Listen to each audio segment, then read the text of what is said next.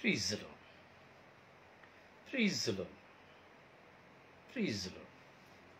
ಪಿತನಿಗೂ ಸುತನಿಗೂ ಮತ್ತು ಪವಿತ್ರಾತ್ಮರಿಗೂ ಮಹಿಮೆಯಾಗಲಿ. ಆದಿಯಲ್ಲಿದ್ದ ಹಾಗೆ ಈಗಲೂ ಯಾವಾಗಲೂ ಸದಾಕಾಲಕ್ಕೂ ಸ್ತೋತ್ರ ಉಂಟಾಗಲಿ. Praise the Lord. Praise the Lord. ಪ್ರಭು ಯೇಸುವಿನಲ್ಲಿ ನನ್ನ ಪ್ರಿಯ ಸಹೋದರ ಸಹೋದರಿಯರೇ, ದೇವರ ಮಕ್ಕಳೇ, ಪ್ರಭು ಯೇಸು ಕ್ರಿಸ್ತರ ಕೃಪಾಶೀರ್ವಾದವು, ದೇವರ ಪ್ರೀತಿಯು, ಪವಿತ್ರಾತ್ಮರ ಅನ್ಯೋನ್ಯತೆಯು ನಿಮ್ಮೆಲ್ಲರೊಡನೆ ಇರಲಿ. Praise the Lord. Praise the Lord. ಪ್ರಿಯರೇ, ಈ ಮಧ್ಯಾಹ್ನ 3 ಗಂಟೆಯ ಸಮಯದಲ್ಲಿ ದೇವರ ವಾಕ್ಯಕ್ಕೆ ನಾವು ಕಿವಿಗೊಡುತ್ತಾ ಇದ್ದೇವೆ. ದೇವರ ವಾಕ್ಯ ನಮಗೆ ಸಾಂತ್ವನವನ್ನು ಕೊಡುತ್ತದೆ ಹಾಗೂ ದೇವರ ವಾಕ್ಯ ನಮ್ಮನ್ನು ಪ್ರೀತಿಸುತ್ತದೆ. ಅಂದರೆ ದೇವರು ನಮ್ಮನ್ನು ಪ್ರೀತಿಸುತ್ತಾರೆ. ನಾವು ನಮ್ಮ ಜೀವನದ ಅನುಭವದಲ್ಲಿ ಸಾಕಷ್ಟು ಅನುಭವಗಳನ್ನು ನಾವು ಪಡೆದುಕೊಂಡು ಹೋಗ್ತಾ ಇದ್ದೇವೆ. ನಮ್ಮ ಪೂರ್ವಜರ ನಿಮಿತ್ತವಾಗಿ ಕ್ರಿಸ್ತನು ಯಾರು ಎಂಬುದನ್ನ, ದೇವರು ಯಾರು ಎಂಬುದನ್ನ ನಾವು ಅರಿತುಕೊಳ್ಳುತ್ತಾ ಇದ್ದೇವೆ. ಆದರೆ ವಿಶೇಷವಾಗಿ ನಾವು ಧ್ಯಾನಿಸಬೇಕು, ನಾನು ದೇವರನ್ನ ಕಂಡುಕೊಳ್ಳಬೇಕು. ದೇವರನ್ನು ನಾನು ಕಂಡುಕೊಳ್ಳಬೇಕಾದರೆ ದೇವರ ವಾಕ್ಯವನ್ನು ನಾನು ಕಂಡುಕೊಳ್ಳಬೇಕು. ಇದೇ ಸತ್ಯ. ದೇವರನ್ನ ನೀವು ಕಂಡುಕೊಳ್ಳಬೇಕಾದರೆ ದೇವರ ವಾಕ್ಯವನ್ನು ಕಂಡುಕೊಳ್ಳಬೇಕು.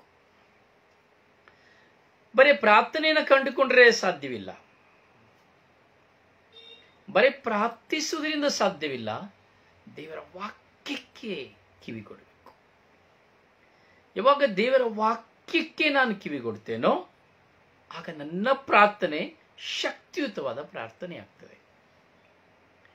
ಇಲ್ಲದಿದ್ದರೆ ಅದು ಕೇವಲ ಒಂದು ಶಬ್ದದ ಪ್ರಾರ್ಥನೆಯಾಗಿ ಹೋಗುತ್ತದೆ. ನಮ್ಮ ಮನಸ್ಸು ತೃಪ್ತಿ, ನಾನು ಪ್ರಾರ್ಥನೆ ಮಾಡಿದೆ, ನಾನು ಪ್ರಾರ್ಥನೆ ಮಾಡಿದೆ, ನಾನು ಪ್ರಾರ್ಥನೆ, ನೀನೇನು ಪ್ರಾರ್ಥನೆ ಮಾಡಿದೆ.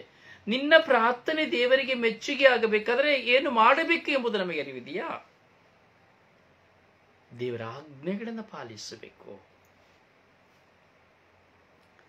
ದೇವರ ಚಿತ್ತವನ್ನ ಅರಿಯಬೇಕು, ನನ್ನನ್ನು ಕುರಿತಾದ ದೈವ ಪದ್ಧತಿಯನ್ನು ನಾನು ತಿಳಿಯಬೇಕು, ದೇವರು ನನ್ನನ್ನು ಯಾಕೆ ಕರೆದಿದ್ದಾರೆ ಎಂಬುದನ್ನ ನಾನು ಆಲೋಚಿಸಬೇಕು. ಪ್ರಿಯ ಸಹೋದರನೇ, ಸಹೋದರಿಯೇ, ದೇವರು ಈ ಲೋಕವನ್ನೇ ಸೃಷ್ಟಿ ಮಾಡಿದರು ಎಂಬುದಾಗಿ ಹೇಳುತ್ತದೆ. ಹೌದಲ್ಲ? ದೇವರು ಈ ಲೋಕವನ್ನೇ ಸೃಷ್ಟಿ ಮಾಡಿದರು ಎಂಬುದಾಗಿ ನಾವು ಅಂದಿನಿಂದ ಇಂದಿನದವರೆಗೂ ದೈವ ವಚನದ ಮೂಲಕವಾಗಿ ಪ್ರಾರಂಭಿಸಿ ಎಷ್ಟೋ ಗೊತ್ತಿಲ್ಲ ನಮಗೆ, ಯಾರಿಗೂ ಗೊತ್ತಿಲ್ಲ ಈ ಲೋಕ ಯಾವಾಗ ಸೃಷ್ಟಿಯಾಯಿತು ಎಂಬುದಾಗಿ. ಈ ಲೋಕ ಸೃಷ್ಟಿಯಾಗುವುದಕ್ಕೆ ಮುಂಚಿತವಾಗಿ ಹೇಗೆ ಇತ್ತು ಯಾರಿಗೂ ಗೊತ್ತಿಲ್ಲ. ಈ ಲೋಕ ಯಾವ ವರ್ಷದಲ್ಲಿ ಸೃಷ್ಟಿಯಾಯಿತು ಯಾರಿಗೂ ಗೊತ್ತಿಲ್ಲ. ಆದರೆ ಒಬ್ಬ ಸೃಷ್ಟಿಕರ್ತನಿದ್ದಾನೆ. ಈ ಸೃಷ್ಟಿಯನ್ನು ಉಂಟು ಮಾಡಿದವ ಒಬ್ಬನಿದ್ದಾನೆ, ಅವನೇ ದೇವರು. ಈ ಲೋಕ ಸೃಷ್ಟಿಯಾಗಬೇಕಾದ್ರೆ ಒಂದು ವ್ಯಕ್ತಿ ಬೇಕು. ಈಗ ನನ್ನ ಕೈಯಲ್ಲಿ ಒಂದು ಶಿಲುಬೆ ಇದೆ, ಹೌದಲ್ಲ? ಈ ನನ್ನ ಕೈಯಲ್ಲಿರುವ ಒಂದು ಶಿಲುಬೆ ಸೃಷ್ಟಿಯಾಗಲಿಕ್ಕೆ ಒಂದು ವ್ಯಕ್ತಿ ಬೇಕು. ನಾನು ನಿಮ್ಮ ಮುಂದೆ ಇದ್ದೇನೆ, ನಾನು ಸೃಷ್ಟಿಯಾಗಲಿಕ್ಕೆ ಒಂದು ವ್ಯಕ್ತಿ ಬೇಕು. ನೀವಿದ್ದೀರಿ, ನೀವು ಸೃಷ್ಟಿಯಾಗಲಿಕ್ಕೆ ಒಂದು ವ್ಯಕ್ತಿ ಬೇಕು. ನಿಮ್ಮ ತಂದೆಯ ಮೂಲಕವಾಗಿ, ನಿಮ್ಮ ತಂದೆಯ ದೇಹದಿಂದ ಹರಿದೋಡುವ ಸಂಬಂಧ ಮೂಲಕವಾಗಿ ತಾಯಿಯ ಗರ್ಭವನ್ನು ಸೇರಿದಂತ ನಾನು ನೀವು ಕಣ್ಣಿಗೆ ಕಾಣದಂತ ಒಂದು ಅಣುವಾಗಿದ್ದಂತ ನಾನು ನೀವು ಮಾಂಸ ಧರಿಸಿ ಇಂದು ಇಷ್ಟು ದೊಡ್ಡವರಾಗಿದ್ದೇವೆ ಎಂಬುದಾದರೆ ಅದಕ್ಕೆ ಒಂದು ವ್ಯಕ್ತಿ ಬೇಕು. ಆ ದೇವರ ಕೈಕೃತಿ, ಆ ದೇವರ ಕೈಕೃತಿ. ಆ ದೇವರ ಕೈಕೃತಿ ಇಲ್ಲದೆ ನಾನು ನೀವು ಈ ಲೋಕದಲ್ಲಿ ಇಷ್ಟು ರಮಣೀಯವಾಗಿ ಸುಂದರವಾಗಿ ನಿರ್ಮಿಸಲಾಗಲಿ ಜೀವಿಸಲಾಗಲಿ ಸಾಧ್ಯವಿಲ್ಲ. ಪ್ರಿಯರೇ, ನಿಮ್ಮ ಮುಂದೆ ಒಂದು ಪ್ರಶ್ನೆ ನೀಡುತ್ತೇನೆ. ದೇವರು ಅಂದರೆ ಅರ್ಥ ಏನು? ದೇವರು ಏನರ್ಥ? ಯಾರು ಹೇಳ್ತೀರಿ? ದೇವರು ಅಂದ್ರೆ ಅರ್ಥ ಏನು? ಸುಮ್ಮನೆ ಹಾಗೆ ಲಾಜಿಕಲಿ ನಾವು ಚಿಂತಿಸುವ. ಈ ಪದ, 3 ಪದವ ಇಟ್ಕೊಂಡು ದೇವರು, ಈ 3 ಪದವನ್ನ ಇಟ್ಕೊಂಡು ನಾವು ಚಿಂತಿಸೋಣ. ಏನು ದೇವರು? ಎಲ್ಲಿಂದ ಬಂತು ಈ ಪದ ದೇವರು ಎಂಬ ಪದ? ಯಾರು ಈ ದೇವರು ಎಂಬ ಪದವನ್ನು ಇಟ್ಟರು? ಯಾಕೆ ದೇವರು ಎಂದು ಕರೆಯಬೇಕು? ಒಂದು ಚಿಂತೆ ಮಾಡಿ, ಒಂದು ಆಲೋಚನೆ ಮಾಡಿ. ಯಾರಿಗಾದ್ರೂ ಹೇಳಲಿಕ್ಕಿದೆಯಾ? ಜೂಲಿಯನ ಹೇಳ್ತೀರಾ? ದೇವರು ಅಂದರೆ ಏನು, ಆ ಪದದ ಅರ್ಥ? ಹೆಲೆನ್ ಹೇಳ್ತೀರಾ?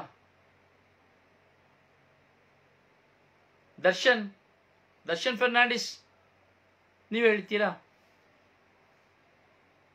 ಜೋಸೆಫ್ ನೀವು ಹೇಳ್ತೀರಾ? ಹೌದು, ಗಾಡ್ ಇಸ್ ಲವ್. ಆದರೆ ದೇವರು ಅಂದರೆ ಏನು? ಆ 3 ಪದದ ಅರ್ಥ ದೇವರು ಕನ್ನಡದಲ್ಲಿ ನಾವು ಚಿಂತಿಸೋದಾದ್ರೆ ಏನು?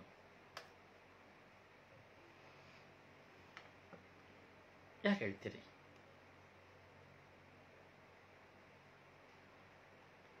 ನಾನು ಹೇಳ್ಬೇಕಾ? ನೀವು ಮಾತನಾಡಿದ್ರೆ ಚೆನ್ನಾಗಿರ್ತದೆ.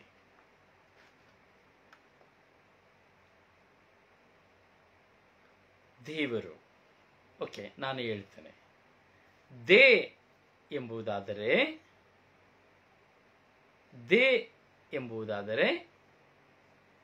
ದೇಹವಿಲ್ಲದವರು. ಏನ್ ಹೇಳಿ?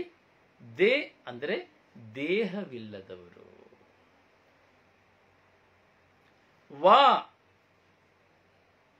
ವಾ ಎಂದರೆ ವಯಸ್ಸಿಲ್ಲದವರು, ವಯಸ್ಸೇ ಇಲ್ಲದವರು, ಪ್ರಾಯವೇ ಇಲ್ಲದವರು. ರು ಅಂದರೆ ರೂಪವೇ ಇಲ್ಲದವರು. ರು ಅಂದರೆ ರೂಪವೇ ಇಲ್ಲದವರು, ದೇಹವೂ ಇಲ್ಲದವರು, ವಯಸ್ಸು ಇಲ್ಲದವರು, ರೂಪವೂ ಇಲ್ಲದವರು. ಒಟ್ಟಾರೆಯಾಗಿ ಹೇಳ್ಬೇಕಾದ್ರೆ ಇವರು ಯಾರ ಕಣ್ಣಿಗೂ ಕಾಣದವರು. ಇವರು ಯಾರ ಕಣ್ಣಿಗೂ ಕಾಣದವರು. ಇವರು ನಿರಂತರವಾಗಿ ಆದಿಯಿಂದ ಅಂತ್ಯದವರೆಗೂ ಅಲ್ಫವಾಗಿ ಒಮೇಗವಾಗಿ ಜೀವಂತವಾಗಿ ಮುದಿಪ್ರಾಯದವರಾಗಿ ಪ್ರಕಾಶವುಳ್ಳವರಾಗಿ ನಿಲುವಂಗಿಯನ್ನು ತೊಟ್ಟು ಕಂಚಿನ ಪಾದಗಳಂತೆ ಯಾವ ಅಗಸನಿಂದಲೂ ಸಹ ಶುಭ್ರ ಮಾಡಲಾಗದಂತಹ ವಸ್ತ್ರವನ್ನು ಧರಿಸಿ ಸಿಂಹಾಸನದಲ್ಲಿ ಕುಳಿತು ಉಣ್ಣೆಯಂತಹ ಕೂದಲನ್ನು ಧರಿಸಿ ಕುಳಿತಿರುವಂತಹ ಸೇನಾಧೀಶ್ವರ ಸರ್ವೇಶ್ವರರು. Amen, amen, amen. Hallelujah, hallelujah, hallelujah. ಅವರ ಹೆಸರಿಗೆಂದೇ ಅಡ್ಡ ಬೀಳು.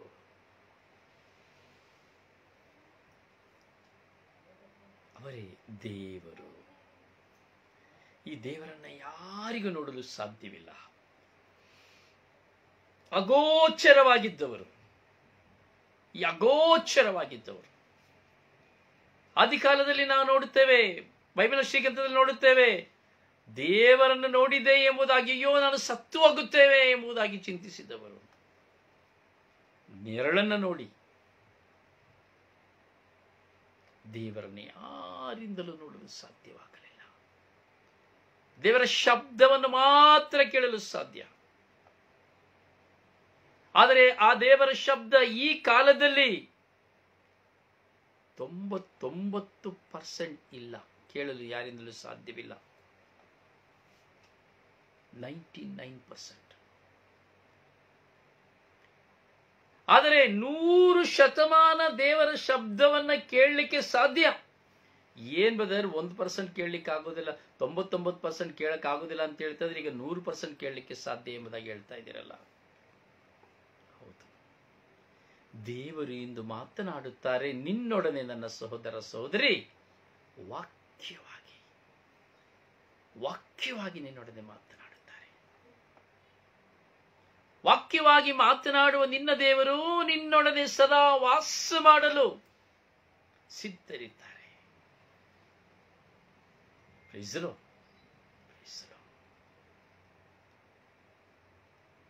ದೇವರ ಪ್ರೀತಿಯನ್ನ ನಾವು ಸವಿಯಬೇಕು. ದೇವರ ಪ್ರೀತಿಯಲ್ಲಿ ನಾವು ನೆಲೆಯಾಗಬೇಕು. ಆ ದೇವರ ವಾಕ್ಯ ನಮ್ಮ ಜೀವಿತದಲ್ಲಿ ಬೇರೂರಬೇಕು. ನಾನು ಹೇಳಿದೆ, ದೇಹವೇ ಇಲ್ಲದವರು, ವಯಸ್ಸೇ ಇಲ್ಲದವರು, ರೂಪವೇ ಇಲ್ಲದವರು ದೇವರು ಎಂದರೆ ಈ 3 ಅಕ್ಷರಗಳು. ಅಂದರೆ ಅವರನ್ನ ಯಾರು ನೋಡಲು ಸಾಧ್ಯವಿಲ್ಲ. ಅಗೋಚರವಾಗಿದ್ದರು. ಆದರೆ ಅದೇ ಸರ್ವೇಶ್ವರ ಸ್ವಾಮಿ ತನ್ನ ಪ್ರಿಯ ಪುತ್ರನ ಮೂಲಕವಾಗಿ ಈ ಲೋಕಕ್ಕೆ ಬಂದರು. ಅಗೋಚರವಾಗಿದ್ದವರು ಗೋಚರವಾದರು. ಆದಿಯಲ್ಲಿಯೇ ಇದ್ದವರು, ಲೋಕ ಸೃಷ್ಟಿಯಾಗೋದಕ್ಕೆ ಮುಂಚಿತವಾಗಿ ವಾಕ್ಯವಾಗಿದ್ದವರು ಇಂದು ನಮ್ಮೊಡನೆ ವಾಸ ಮಾಡಲು ವಾಕ್ಯವಾಗಿದ್ದಾರೆ. ಪ್ರೀಸ್ ದಿ ಲಾರ್ಡ್. ಹೌದು ನನ್ನ ಸಹೋದರ ಸಹೋದರಿ, ದೇವರು ತನ್ನ ಪ್ರಿಯ ಪುತ್ರರಾದ ರಕ್ಷಕರಾದ ಪ್ರಭು ಯೇಸುವನ್ನು ಈ ಲೋಕಕ್ಕೆ ಕಳುಹಿಸಿದ್ದು ನಮ್ಮನ್ನು ತೀರ್ಪಿಗೆ ಗುರಿ ಮಾಡುವುದಕ್ಕಾಗಿ ಅಲ್ಲ. ಇದನ್ನೇ ಹೇಳ್ತಾರೆ ಯೋಹಾನ ಶುಭ ಸಂದೇಶ 3ನೇ ಅಧ್ಯಾಯದಲ್ಲಿ ತೆಗೆದುಕೊಳ್ಳಬೇಕಾದರೆ ಹೇಳ್ತಾರೆ, ನಮ್ಮನ್ನ ತೀರ್ಪಿಗೆ ಗುರಿಪಡಿಸಲಿಕ್ಕಾಗಿಲ್ಲ ತನ್ನ ಪುತ್ರರಾದ ರಕ್ಷಕರಾದ ಪ್ರಭು ಯೇಸುವನ್ನ ಈ ಲೋಕಕ್ಕೆ ಕಳುಹಿಸಿತು. ನೀನು ತಪ್ಪು ಮಾಡಿದ್ಯಾ, ನೀನು ಮೋಸ ಮಾಡಿದ್ಯಾ, ನೀನು ಅನ್ಯಾಯ ಮಾಡಿದ್ಯಾ, ನೀನು ವ್ಯಭಿಚಾರ ಮಾಡಿದ್ಯಾ, ನೀನು ಕಳ್ಳತನ ಮಾಡಿದ್ಯಾ, ನೀನು ಅದು ಮಾಡಿದ್ಯಾ, ಇದನ್ನೆಲ್ಲ ಹೇಳಿ ತೀರ್ಪು ಕೊಡುವುದಕ್ಕಾಗಿ ಅಲ್ಲ ತನ್ನ ಪ್ರಿಯ ಪುತ್ರರನ್ನ ಈ ಲೋಕಕ್ಕೆ ಕಳುಹಿಸಿದ್ದು, ವಾಕ್ಯವಾದಂತಹ ದೇವರನ್ನ ಕಳುಹಿಸಿದ್ದು. ಮಾಡಿದೆಲ್ಲವುಗಳನ್ನ ಕ್ಷಮಿಸುವುದಕ್ಕಾಗಿ. ಅವರ ಮುಂದೆ ಹೋಗಿ, ಅಪ್ಪಾ ನಾನು ಪಾಪಿ, ನನ್ನನ್ನು ಕ್ಷಮಿಸಿರಿ ಎಂದು ಈ ಮಂಡಿಯೂರುವಾಗ ನಿನ್ನ ತಪ್ಪಿಗೆ ನಿನ್ನ ಪಾಪಕ್ಕೆ ತೀರ್ಪು ಕೊಡುವುದಕ್ಕೆ ಬದಲಾಗಿ ಕ್ಷಮೆ ಇತ್ತು ನಿನ್ನನ್ನು ಉದ್ಧರಿಸುವುದಕ್ಕಾಗಿ ದೇವರು ತನ್ನ ಪ್ರಿಯ ಪುತ್ರನನ್ನು ಕಳಿಸಿದರು. Praise the Lord. Hallelujah, hallelujah, hallelujah. ನೀನೆಂಥ ಘೋರ ಪಾಪ ಮಾಡಿರಬಹುದು. ಮೊನ್ನೆ ನಾನು ಮತ್ತು ನನ್ನ ಆಧ್ಯಾತ್ಮಿಕ ಗುರುಗಳು ಒಂದು ಕಮ್ಯುನಿಕೇಶನ್ ಮಾಡ್ತಾ ಇದ್ವು. ನಾವು ಯಾವಾಗಲೂ ಮಾತನಾಡ್ತೇವೆ, ನಿಮ್ಮ ಹತ್ರ ನಾವು ಹೇಳ್ತಾ ಇರ್ತೇವೆ. ಆಗ ಈ ಪಾಪವನ್ನು ಕುರಿತು ನಾವು ಚಿಂತೆ ಮಾಡಲಿಕ್ಕೆ ಶುರು ಮಾಡಿದೆವು. ಈ ಡೆವಿಲ್, ದುರಾತ್ಮವನ್ನು ಕುರಿತು ಸಹ ಚಿಂತೆ ಮಾಡಲಿಕ್ಕೆ ಪ್ರಾರಂಭ ಮಾಡಿದೆವು. ಆಗ ಗುರುಗಳು ಹೇಳಿದರು, ನಾನು ಒಂದು ಪುಸ್ತಕವನ್ನು ಓದಿದೆ ರೋಸಾರಿಯವರವರೇ. ಆ ಪುಸ್ತಕದಲ್ಲಿ ಯಾವೊಬ್ಬ ಮನುಷ್ಯನು ತಪ್ಪು ಮಾಡಲು ಕಾರಣ ಡೆವಿಲ್. ಅವನು ನಮ್ಮೊಡನೆ ಬಂದು ವಾಸ ಮಾಡುತ್ತಾನೆ. ಅವನು ನಮ್ಮೊಡನೆ ಬಂದು ವಾಸ ಮಾಡುವಾಗ ನಾವು ತಪ್ಪು ಮಾಡುತ್ತೇವೆ ಎಂಬುದಾಗಿ ಒಂದು ಪುಸ್ತಕದಲ್ಲಿ ನಾವು ಚಿಂತಿಸಿದೆವು ಎಂಬುದಾಗಿ.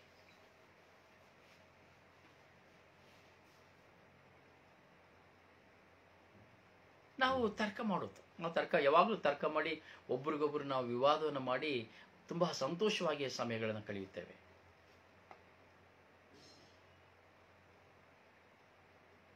ಹೌದು ಪ್ರಿಯರೇ, ನಮ್ಮಲ್ಲಿ ಬರುವಂತ ಒಂದು ಕೆಟ್ಟ ಆಲೋಚನೆಯಿಂದ ನಾವೇನಾದ್ರೂ ಒಂದು ತಪ್ಪು ಮಾಡಿದ್ದೇವೆ ಎಂದು ಎಣಿಸಿಕೊಳ್ಳಿ, ಒಂದು ಘೋರವಾದ ಪಾಪವನ್ನು ಮಾಡಿದ್ದೇವೆ ಎಂದು ಎಣಿಸಿಕೊಳ್ಳಿ, ದ್ರೋಹ ಮಾಡಿದ್ದೇವೆ ಎಣಿಸಿಕೊಳ್ಳಿ, ಅದು ನಮ್ಮನ್ನ ಚುಚ್ಚುತ್ತಾ ಇರ್ತದೆ. ನಮ್ಮ ಮನಸ್ಸಿನಲ್ಲಿ ಅದು ಹೋರಾಟವನ್ನು ತರ್ತಾ ಇರ್ತದೆ. ನಾನು ತಪ್ಪು ಮಾಡಿದೆ. ಇದರಲ್ಲಿ ಎರಡು ವಿಧಗಳು. ಈ ವಿಷಯದಲ್ಲಿ 2 ವಿಧಗಳು. ಒಂದು, ನಾನು ಪ್ರಾಯಶ್ಚಿತ್ತ ಪಡುವುದಕ್ಕಾಗಿ ನನ್ನ ಮನಸ್ಸಾಕ್ಷಿ ನನ್ನನ್ನು ಪ್ರೇರೇಪಿಸುವಂಥದ್ದು, ನಾನು ಮಾಡಿದ ತಪ್ಪಿನ ಅರಿವನ್ನು ಉಂಟು ಮಾಡುವಂಥದ್ದು. ಎರಡನೆಯದು, ನಾನು ಪಾಪ ಮಾಡಿದ ಕಾರಣ, ಪಾಪ ಮಾಡಿದ ನಿಮಿತ್ತವಾಗಿ ಸೈತಾನನು ಸದಾ ನಾನು ಪಾಪ ಮಾಡಿದ್ದೇನೆ, ನೀನು ಪಾಪ ಮಾಡಿದೀಯಾ, ನೀನು ತಪ್ಪು ಮಾಡಿದೆಯಾ ಎಂಬುದಾಗಿ ನಿನ್ನ ಪ್ರಾರ್ಥನೆ ಕೇಳುವುದಿಲ್ಲ, ನೀನು ತಪ್ಪು ಮಾಡಿದೆಯಾ, ನಿನ್ನ ಪ್ರಾರ್ಥನೆ ಕೇಳುವುದಿಲ್ಲ, ತಪ್ಪು ಮಾಡಿದೆಯಾ ಎಂಬುದಾಗಿ ಪದೇ ಪದೇ ನಿನ್ನ ಹೃದಯದಲ್ಲಿ ಕ್ರಿಯೆ ಮಾಡುವವನು. ಒಂದು ಪಶ್ಚಾತ್ತಾಪಕ್ಕಾಗಿ ನಿನ್ನ ಮನಸ್ಸಾಕ್ಷಿ ಕ್ರಿಯೆ ಮಾಡುವಂಥದ್ದು. ಎರಡನೇದು, ಸೈತಾನನು ನೀನು ಪಾಪಿಯಾಗಿ ಉಳಿದು ದೇವರ ಸಾನ್ನಿಧ್ಯಕ್ಕೆ ಹೋಗದಂತೆ ತಡೆ ಮಾಡಿದವನು. ಪ್ರೀಸಲು ಪ್ರೀಸಲು ಹಲ್ಲೆಲೂಯ ಹಲ್ಲೆಲೂಯ ಹಲ್ಲೆಲೂಯ. ಪ್ರಿಯ ಸಹೋದರನೇ ಸಹೋದರಿಯೇ, ನಮ್ಮ ಜೀವನದ ಅನುಭವಗಳು ಸಾಕಷ್ಟಿದೆ. ನಾವು ಸಹ ನೋಡಿ ನಮ್ಮ ಜೀವನದಲ್ಲಿ ಬರೀ ತೀರ್ಪು ಕೊಡ್ತಾ ಇರ್ತೇವೆ. ಯಾರಾದರೂ ಒಂದು ತಪ್ಪು ಮಾಡಿಬಿಟ್ರೆ ಸಾಕು, ಅವರು ಹಾಗೆ ಮಾಡಿದ್ರು, ಅವರು ಹೀಗೆ ಮಾಡಿದ್ರು, ಅವರು ಅಲ್ಲಿ ನೋಡಿದ್ರು, ಇಲ್ಲಿ ನೋಡಿದ್ರು, ಏನು ಅವ್ರ ಬಗ್ಗೆ ಬೇಡದಲ್ಲ ಹೇಳ್ತಾ ಕೂತ್ಕೊಳ್ತೇವೆ. ಕಾರಣ ನಾವು ಬರೀ ತೀರ್ಪು ಕೊಡುವುದಕ್ಕಾಗಿ ಮಾತ್ರ. ತೀರ್ಪು ಕೊಡುವುದಕ್ಕಾಗಿ ಮಾತ್ರ. ಮೊನ್ನೆ ಒಂದು ಕುಟುಂಬ, ಒಂದು ವಿಶ್ವಾಸದ ಕುಟುಂಬ, ಬರೀ ಆ ಪವಿತ್ರ ಕುಟುಂಬವಾಗಿಯೇ ಜೀವಿಸ್ತಾ ಇದ್ದವರು. ಆ ವಿಶ್ವಾಸದ ಕುಟುಂಬದಲ್ಲಿ ಗಂಡನಿಗೆ ಹೆಂಡತಿಗೂ ಸ್ವಲ್ಪ ಮನಸ್ತಾಪ. ಅಂದರೆ ಯಾವುದಕ್ಕಾಗಿರೇ ಬಲಿಪೂಜೆ ಪ್ರಾರ್ಥನೆಗಳೆಲ್ಲವೂ ಇದೆ, ಆದರೆ ಹೆಂಡತಿಗೆ ಗಂಡನ ಮೇಲೆ ಸಂಶಯ. ಯಾವಾಗಲೂ ಸಂಶಯ ಹೆಂಡತಿಗೆ ತನ್ನ ಗಂಡನ ಮೇಲೆ. ಯಾರೋ ವಿಷವನ್ನು ಬೀಜವನ್ನ ಆ ಪತ್ನಿಯಲ್ಲಿ ಬಿತ್ತಿದ್ದರು. ಈ ಬಿತ್ತಿದಂತ ಬೀಜ ಬೆಳೆದು ಬೆಳೆದು ಬೆಳೆದು ಹೆಮ್ಮರವಾಗಿ ಹೋಯಿತು. ಏನಾಗಿ ಹೋಯಿತು? ಹೆಮ್ಮರವಾಗಿ ಹೋಯಿತು. ಅದನ್ನ ತಡಿಲಿಕ್ಕಾಗಲ್ಲ, ಪ್ರಾಯವೂ ಸಹ ಹೆಚ್ಚಾಗಿ ಹೋಯಿತು. ಹೀಗಿರುವಾಗ ಒಂದು ದಿನ ಪತಿಯು ಸ್ನಾನಕ್ಕೆ ಹೋಗುವಾಗ ಮೊಬೈಲ್ ಕಳೆದೋಯ್ತು. ಸ್ನಾನ ಮುಗಿಸಿ ಬರುವಾಗ ಮನೆಯಲ್ಲಿ ಮೊಬೈಲ್ ಇಲ್ಲ. ಚಿಂತಾಜನಕ. ಅಯ್ಯೋ ಏನಾಯಿತು, ನನ್ನ ಮೊಬೈಲ್ ಯಾರು ತೆಗೆದುಕೊಂಡು ಹೋದರು ಎಂಬುದಾಗಿ. ಆದರೆ ಅವರಿಗೆ ಗೊತ್ತು ತನ್ನ ಪತ್ನಿ ತೆಗೆದಿದ್ದಾಳೆ ಎಂಬುದಾಗಿ. ಆದರೂ ಮೌನವನ್ನು ತಾಳಿದರು. ಕೊನೆಗೆ 2 ದಿನ ಕಳೆಯುವಾಗ ಈ ವಿಷಯವು ಹೊರಬರುವಾಗ ಬೇರೆ ಒಂದು ವ್ಯಕ್ತಿಯನ್ನು ಸಂಧಿಸುವಂತಹ ಸಂದರ್ಭ. ಆ ವ್ಯಕ್ತಿ ಅವರ ಬಳಿ ಮಾತನಾಡುತ್ತಾರೆ, ಯಾವುದಕ್ಕಾಗಿ ನೀವು ಹೀಗೆ ಮಾಡುತ್ತೀರಿ? ನೀವು ಮಾಡುವುದು ತಪ್ಪಲ್ಲವೇ? ನೀವೀಗೆ ಕಳ್ಳತನ ಮಾಡುವುದು ಸರಿಯಿಲ್ಲಲ್ಲ? ದೇವರಿಗೆ ನೀವು ಲೆಕ್ಕ ಕೊಡಬೇಕಲ್ಲವೇ? ಅವರಿಗೆ ತಿಳಿ ಮಾತನ್ನು ಮಾತನಾಡುತ್ತಾರೆ. 70 ವರ್ಷ ಕಳೆದು ಹೋದಂತಹ ತಾಯಿಯೊಡನೆ ಒಂದು ಬುದ್ಧಿವಾದವನ್ನು ಮಾತನಾಡಿ ಹೊರಡುತ್ತಾರೆ. ಕೊಟ್ಟು ಬಿಡಿ. ಅವ್ರು ಹೇಳ್ತಾರೆ, ಗೊತ್ತಿಲ್ಲ ಅವ್ರು ಎಲ್ಲಿ ಹಾಕಿದ್ರೆ ನನಗೆ ಗೊತ್ತಿಲ್ಲ, ನಾನು ಹೇಗೆ ಕೊಡ್ಲಿಕ್ಕೆ ಆಗ್ತದೆ ಅವರು ಹಾಳು ಮಾಡಿಕೊಂಡ್ರೆ ಎಂಬುದಾಗಿ. ನಾನು ತೆಗೆದುಕೊಂಡಿಲ್ಲ, ಅವ್ರು ಎಲ್ಲಿ ಹಾಕಿದ್ದಾರೆ ಅಂತ ನನಗೆ ಗೊತ್ತಿಲ್ಲ, ಸೊ ನಾನು ಹೇಗೆ ಕೊಡ್ಲಿಕ್ಕೆ ಆಗ್ತದೆ? ಬೇಕಾದ್ರೆ ಮನೆಯಲ್ಲಿ ಹುಡುಕಿ ನೋಡ್ತೀನಿ ನಾನು. ಆಯ್ತು. ಆದರೆ 2 ದಿನವಾಗುವಾಗ ಆ ತಾಯಿ ಅವರ ಕೈಯಲ್ಲಿರುವಂತಹ ಮೊಬೈಲ್ನ ತೆಗೆದುಕೊಂಡು ಬಂದು ಈ ವ್ಯಕ್ತಿಯ ಕೈಲಿ ಕೊಡ್ತಾರೆ. ಇದು ನನಗೆ ಮಂಚದ ಅಡಿಯಲ್ಲಿ ಸಿಕ್ಕಿತ್ತು, ಮಂಚದ ಅಡಿಯಲ್ಲಿ ಸಿಕ್ಕಿತ್ತು. ಇದನ್ನ ತೆಗೆದುಕೊಂಡು ಹೋಗಿ ಅವನ ಮಗನ ಕೈಲಿ ಕೊಡುವಾಗ ಮಗ ತೆಗೆದುಕೊಂಡು ಹೋಗಿ ತಂದೆಯ ಕೈಲಿ ಕೊಡುತ್ತಾನೆ. ತಗೊಳ್ಳಿ ನಿಮ್ಮ ಮೊಬೈಲ್, ಇದು ನಿಮ್ಮ ಪತ್ನಿಯು ತಂದು ಕೊಟ್ಟರು. ಅವರ ಒಳ್ಳೆಯ ಮನಸ್ಸು. ಏಕೆ ಇವರು ನೋಡಿ ಇಲ್ಲಿ ಯಾಕೆ ಅಂದರೆ ಪ್ರತಿಯೊಬ್ಬರು ಈ ತಪ್ಪು ಮಾಡಿದವರನ್ನ ತೀರ್ಪಿಡುತ್ತಾ ಇರ್ತಾರೆ. ನೀನು ಕಳ್ಳ, ನೀನು ಕಳ್ಳಿ, ನೀನು ಕಳ್ಳಿ, ನೀನು ಕಳ್ಳಿ, ನೀನು ಕಳ್ಳ, ನೀನು ಮೋಸಗಾರ, ನೀನು ಅನ್ಯಾಯಗಾರ, ನೀನು ಸುಳ್ಳು ಮಾಡಿದೀಯಾ, ಮೋಸ ಮಾಡಿದೀಯಾ, ವ್ಯಭಿಚಾರ ಮಾಡಿದೀಯಾ, ಬರೀ ತೀರ್ಪನ್ನೇ ಇಡುವುದನ್ನು ನಾವು ನೋಡುತ್ತೇವೆ. ಆದರೆ ಈ ತೀರ್ಪಿಡುವ ಸಂದರ್ಭದಲ್ಲಿ ತೀರ್ಪಿಗೆ ಒಳಗಾಗುವಂತಹ ವ್ಯಕ್ತಿಗಳು ಮನಸ್ಸಾಕ್ಷಿ ಉಳ್ಳವರಾಗಿರುತ್ತಾರೆ. ಅವರನ್ನ ಕೆಟ್ಟವರನ್ನು ಕೆಟ್ಟವರಾಗಿ ನೋಡದೆ ಕೆಟ್ಟವರನ್ನ ಒಳ್ಳೆಯವರಾಗಿ ಬದಲಾಯಿಸಲು ನಾವು ಯತ್ನಿಸುವಾಗ, ಅವರಲ್ಲಿ ಒಳ್ಳೆಯ ನುಡಿಗಳಿಂದ ಮಾತನಾಡುವಾಗ ಅವರು ಬದಲಾವಣೆ ಆಗುತ್ತಾರೆ. ಕಳ್ಳತನ ಮಾಡಿದಂತಹ ವ್ಯಕ್ತಿ ತನ್ನ ಕೈಯಲ್ಲಿರುವಂಥದ್ದು ತಾನು ಮಾಡಿದ ತಪ್ಪು ಎಂಬ ಅರಿವನ್ನು ಮತ್ತೊಬ್ಬರು ಮೂಡಿಸಿದಾಗ, ತಪ್ಪು ಮಾಡುವಂತಹ ವ್ಯಕ್ತಿಯನ್ನು ನೋಡಿ ನೀನು ಮಾಡಿದ್ದು ತಪ್ಪು ಎಂದು ಒಂದು ವ್ಯಕ್ತಿ ವಿಧಿಸುವಾಗ, ಅವರಿಗೆ ವಿವರಿಸುವಾಗ, ಅವರ ಮೇಲೆ ತೀರ್ಪನ್ನು ಕೊಡದೆ ಅವರಿಗೆ ವಿವರಿಸುವಾಗ, ಆ ಕಳ್ಳತನವಾಗಿರುವಂತಹ ಅಥವಾ ಪ್ರಾಮಾಣಿಕನಲ್ಲದ ವ್ಯಕ್ತಿ ಪ್ರಾಮಾಣಿಕನಾಗಿ ಬದಲಾವಣೆಯಾಗುತ್ತಾನೆ. ಪ್ರಾಮಾಣಿಕನಾಗಿ ಬದಲಾವಣೆಯಾಗುತ್ತಾನೆ. ಇಲ್ಲಿ ಯಾರು ತೀರ್ಪಿಗೀಡಾದವರು? ಯಾರು? ತೀರ್ಪಿಡುವವನೇ ತೀರ್ಪಿಗೀಡಾದವನು. ಮೋಸ ಮಾಡಿದವನು, ಕಳ್ಳತನ ಮಾಡಿದವನು, ತಪ್ಪು ಮಾಡಿದವನಲ್ಲ, ಅವನು ಪರಿವರ್ತನೆಯನ್ನು ಹೊಂದಿದನು. ದೇವರ ಮುಂದೆ ಅವನು ಪ್ರಾಮಾಣಿಕನಾದನು, ಪ್ರಾಮಾಣಿಕನಾದನು. ಆದರೆ ಇಲ್ಲಿ ತೀರ್ಪಿಡುವವನಾದ ನಾನು ಮತ್ತು ನೀವು ದೇವರ ಮುಂದೆ ತೀರ್ಪನ್ನು ಕೇಳುವವರಾಗಿದ್ದೇವೆ. ಈ ಮೊಬೈಲ್ ಅನ್ನ ತೆಗೆದುಕೊಂಡು ಹೋಗಿ ತಾಯಿಯ ಕೈಯಲ್ಲಿ ಕೊಡುವ, ತಂದೆಯ ಕೈಯಲ್ಲಿ ಕೊಡುವಾಗ ಹೇಳ್ತಾನೆ, ಮಗ ಹೇಳ್ತಾನೆ, ನೋಡಿ ನಿಮ್ಮ ಪತಿ ಕೊಟ್ಟಂತ ಮೊಬೈಲ್. ಆಗ ಅವರಿಗೆ ಕೋಪ ಬರ್ತದೆ. ನನಗೆ ಗೊತ್ತು, ಅವಳೇ ತೆಗೆದಿದ್ದಾಳೆ, ನಾನು ಹೇಳಿದ್ದೆ. ಅವರ ಹೇಳುವಾಗ ಹೇಳಿದೆ, ನೋಡಿ ನಿಮ್ಮ ಹೆಂಡತಿ ನಿಮ್ಮನ್ನೆಷ್ಟು ಪ್ರೀತಿಸುತ್ತಾಳೆ, ಅವಳ ಹೃದಯದಲ್ಲಿ ನಿಮ್ಮ ಮೇಲೆ ಪ್ರೀತಿ ಇದೆ ಎಂಬುವ ಕಾರಣದಿಂದ ಆಕೆ ನಿಮಗೆ ಮೊಬೈಲ್ನ ಕೊಟ್ಟಿದ್ದಾಳೆ ವಾಪಸ್, ಇಲ್ಲಾಂದ್ರೆ ಕೊಡ್ತಾ ಇರಲಿಲ್ಲ.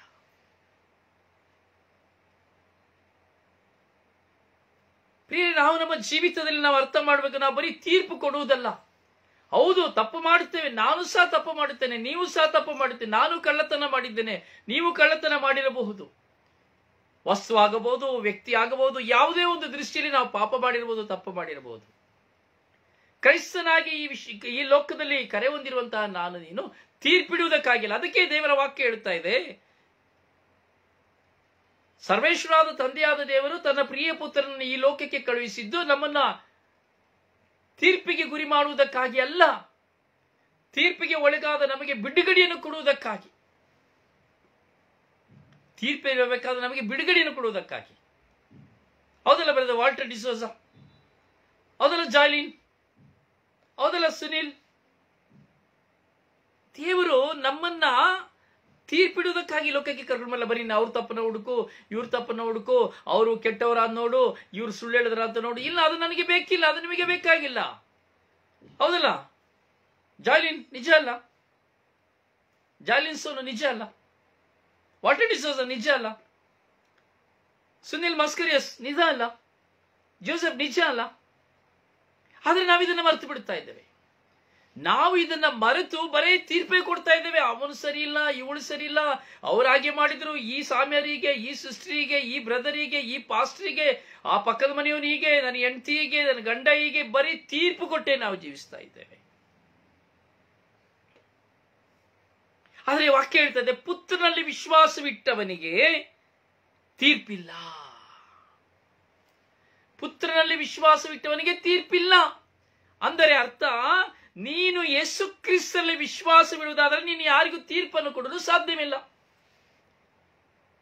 ಯೇಸು ಕ್ರಿಸ್ತನಲ್ಲಿ ನೀನು ವಿಶ್ವಾಸವಿಡುವ ಕಾರಣ ನಿನಗೆ ತೀರ್ಪಿಲ್ಲ. ಯಾಕೆಂದರೆ ನೀನಾರಿಗೂ ತೀರ್ಪನ್ನು ಕೊಡುವುದಿಲ್ಲ. ತೀರ್ಪು ಕೊಡುವುದಕ್ಕೆ ಮುಂಚಿತವಾಗಿ ನಿನ್ನ ಮನಸ್ಸಿನಲ್ಲಿ ಬರುವ ಚಿಂತನೆ ಇಷ್ಟೇ, ಅವನಿಗೆಂತ ನಾನು ಪಾಪಿ, ಅವನು ಬೆಳಕಿನಲ್ಲಿ ಮಾಡಿದ, ನಾನು ಕತ್ತಲೆಯಲ್ಲಿ ಮಾಡಿದ್ದೇನೆ, ನಾನು ತೀರ್ಪಿಡಲು ಯೋಗ್ಯನಲ್ಲ. ಯಾಕೆಂದರೆ ನಾನು ಯೇಸು ಕ್ರಿಸ್ತರನ್ನು ಅರಿತುಕೊಂಡ ಕಾರಣ, ಯೇಸು ಕ್ರಿಸ್ತರೊಂದಿಗೆ ಜೀವಿಸಿ ಹಂಬಲಿಸುವ ಕಾರಣ ನಾನು ಯಾರಿಗೂ ತೀರ್ಪಿಡಲು ಹೋಗುವುದಿಲ್ಲ. ಹೇಳ್ತಾರೆ ಕೇಳ, ಅಯ್ಯೋ ಅವ್ರು ಮಾಡಿದ್ದವರಿಗೆ ಬಿಡಪ್ಪ, ನಮಗೆ ಯಾಕೆ ಎಂಬುದಾದ ಮಾತನ್ನು ನಾವು ಕೇಳ್ತೇವೆ. ಆತನಲ್ಲಿ ವಿಶ್ವಾಸವಿಡದವನಾದರೂ ಈಗಾಗಲೇ ತೀರ್ಪಿಗೆ ಗುರಿಯಾಗಿದ್ದಾನೆ. ಯಾರು ಯೇಸು ಕ್ರಿಸ್ತರಲ್ಲಿ ವಿಶ್ವಾಸವಿಡುವುದಿಲ್ಲ ಅವನು ತೀರ್ಪಿಗೆ ಒಳಗಾಗುತ್ತಾನೆ. ಅಂದ್ರೆ ಯಾರು ಯೇಸು ಕ್ರಿಸ್ತರಲ್ಲಿ ವಿಶ್ವಾಸವಿಡುವುದಿಲ್ಲ ಅವನ ಕೆಲಸ ಏನು? ಬರೀ ತೀರ್ಪಿಡುವ ಕೆಲಸ. ತನ್ನ ತಪ್ಪನ್ನು ಮುಚ್ಚಿಕೊಳ್ಳುತ್ತಾನೆ, ತಾನು ಮಾಡುವ ದೊಡ್ಡ ಮೋಸವನ್ನು ಮುಚ್ಚಿಕೊಳ್ಳುತ್ತಾನೆ, ಮತ್ತೊಬ್ಬರನ್ನ ಎತ್ತಿ ಹಿಡಿಯುತ್ತಾನೆ. ಅದಕ್ಕೆ ಯೇಸು ಸ್ವಾಮಿ ಹೇಳುತ್ತಾರೆ, ನಿನ್ನ ಕಣ್ಣಿನಲ್ಲಿರುವ ರವೆಯನ್ನ, ಅಣುವನ್ನ ಗಮನಿಸದೆ ನಿನ್ನ ಸಹೋದರನ ಕಣ್ಣಿನಲ್ಲಿರುವಂತಹ, ಹೌದಾ? ಇಲ್ಲ. ನಿನ್ನ ಕಣ್ಣಿನಲ್ಲಿರುವ ದಿಮ್ಮಿಯನ್ನು ನೀನು ಗಮನಿಸದೆ ನಿನ್ನ ಸಹೋದರನ ಕಣ್ಣಿನಲ್ಲಿರುವಂತಹ ಅಣುವನ್ನು ನೀನು ಗಮನಿಸುವುದೇಕೆ? ನೋಡಿ ಯೇಸು ಸ್ವಾಮಿ ಹೇಳಿದಂತ ಮಾತು. ಹೇಳಿದ್ದು ನಾವು ದೇವರನ್ನ ಕಂಡುಕೊಳ್ಳಬೇಕು, ದೇವರ ವಾಕ್ಯದ ಆಳ ಅರ್ಥಗಳನ್ನ ಕಂಡುಕೊಳ್ಳಬೇಕು. ನಾವೇನು ಮಾಡ್ತೇವೆ? ಆ ಶುಭ ಸಂದೇಶ ದೇವಾಲಯದಲ್ಲಿ ಅಥವಾ ಮನೆಯಲ್ಲಿ ಕೂತ್ಕೊಂಡು ಬೈಬಲ್ ಓದಬೇಕಾದ್ರೆ ಆ ಯವನ ಶುಭ ಸಂದೇಶ 3ನೇ ಅಧ್ಯಾಯ 16-21 ವಾಕ್ಯ ಬಡ ಬಡ ಬಡ ಬಡ ಬಡ ಅಂತ ಓದ್ತೇವೆ, ಮುಚ್ಚಿ. ಆದ್ರೆ ಆ ವಾಕ್ಯವೇನು? ಈ ವಿಶ್ವಾಸವಿಡದವನಾರು, ವಿಶ್ವಾಸವಿಟ್ಟವನಾರು, ತೀರ್ಪಿಗೆ ಗುರಿಯಾದವನಾರು, ಯೇಸು ತೀರ್ಪು ಕೊಡಲು ಬಂದವರಲ್ಲ, ಇದೆಲ್ಲ ಏನಿದರ ಅರ್ಥಗಳು, ಮರ್ಮಗಳು ಏನು? ಇವುಗಳನ್ನ ನಾವು ಪವಿತ್ರಾತ್ಮರಿಂದ ಅರಿತುಕೊಳ್ಳಲು ಯತ್ನಿಸಬೇಕು. ಈ ಸ್ವರ್ಗೀಯ ಯಾತ್ರೆಯ ಈ ಸ್ವರ್ಗೀಯವನ್ನ ಶುಶ್ರೂಷೆಯ ಮೂಲಕವಾಗಿ ನಾವು ನಮ್ಮ ವಿಶ್ವಾಸವನ್ನು ದೃಢಪಡಿಸಿಕೊಳ್ಳಲಿಕ್ಕೆ ದೇವರು ನಮಗೆ ಸಹಾಯ ಮಾಡ್ತಾ ಇದ್ದಾರೆ. ನಾನು ಹೇಳಿದ ಪ್ರಾರಂಭದಲ್ಲೇ, ಪ್ರಾರ್ಥನೆ ಅಲ್ಲ, ಶಬ್ದವಲ್ಲ, ವಾಕ್ಯದಿಂದ. ದೇವರು ಹೇಳಿದೆ, ದೇವರು ಅಂದರೆ ಏನು ಅರ್ಥ? ದೇವರು ಅಂದರೆ ಏನು ಅರ್ಥ ಯಾರಿಗೂ ಗೊತ್ತಿಲ್ಲ. ಆದರೂ ಕೆಲವರಿಗೆ ಗೊತ್ತುಂಟು ಈ ಮೂರೂ ಅಕ್ಷರ ದೇವರು. ದೇವರು ದೇ ಎಂಬುದಾದರೆ ದೇಹವಿಲ್ಲದವನು, ವಾ ಎಂಬುದಾದರೆ ಅವನು ವಯಸ್ಸಿಲ್ಲದವನು, ರು ಎಂದರೆ ಅವನು ರೂಪವಿಲ್ಲದವನು. Praise the Lord. Hallelujah, hallelujah, hallelujah, hallelujah. Praise the Lord. ಹೌದು ಪ್ರಿಯರೇ, ದೇವರನ್ನ ಯಾರು ನೋಡ್ಲಿಕ್ಕೆ ಆಗ್ಲಿಲ್ಲ, ಆದರೆ ದೇವರು ಅಗೋಚರವಾಗಿದ್ದರು, ಆದರೆ ಗೋಚರವಾದರು. ಒಂದು, ತನ್ನ ಪ್ರಿಯ ಪುತ್ರರಾದ ರಕ್ಷಕರಾದ ಪ್ರಭು ಯೇಸುವಿನ ಮೂಲಕವಾಗಿ. ಎರಡನೇದು, ದೇವರು ನನ್ನೊಡನೆ ನಿನ್ನೊಡನೆ ಮಾತನಾಡುತ್ತಾ ಇದ್ದಾರೆ, ದೇವರ ವಾಕ್ಯವಾಗಿ, ವಾಕ್ಯದ ರೂಪದಲ್ಲಿ. ಅದರಿಂದಲೇ ವಾಕ್ಯದಿಂದಲೇ ನಮಗೆ ಬಿಡುಗಡೆ, ಪ್ರಾರ್ಥನೆಯಿಂದ ಬಿಡುಗಡೆ ಇಲ್ಲ. ವಾಕ್ಯವನ್ನ ಆಲಿಸಿ ಧ್ಯಾನಿಸಿ ಅದರಂತೆ ನಡೆಯುವಾಗಲೇ ನಮಗೆ ಬಿಡುಗಡೆ. ಆಗ ಪ್ರಾರ್ಥನೆಯು, ನಿನ್ನ ಪ್ರಾರ್ಥನೆಯು ಶಕ್ತಿಯುತವಾಗುತ್ತದೆ. Praise the Lord, praise the Lord, praise the lord.